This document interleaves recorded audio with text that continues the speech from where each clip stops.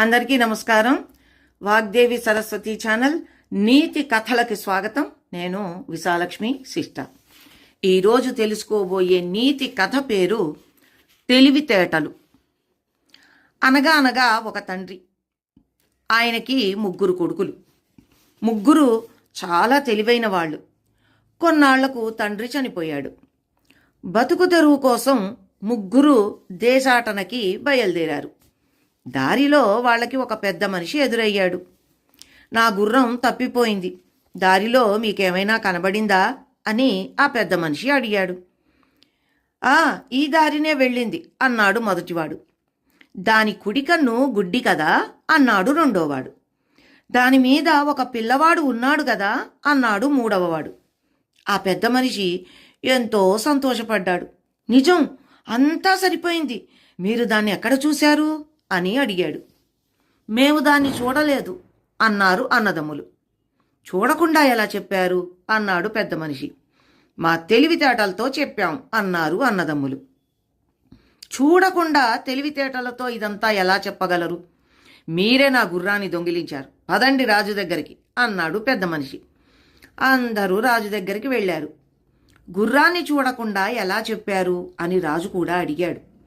అడుగు జాడలని బట్టి ఆ దారిన గుర్రం పోయింది అని చెప్పాను అన్నాడు మొదటివాడు.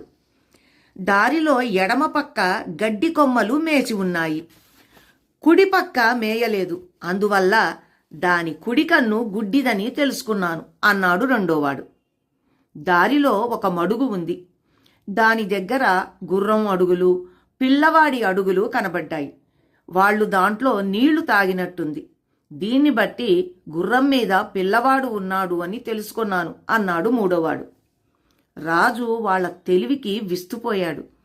అయినా పరీక్షించాలి అనుకున్నాడు. భటులకి ఏదో చెప్పాడు. వాళ్ళు ఒక పెద్ద పెట్టె మోసుకుని వచ్చారు.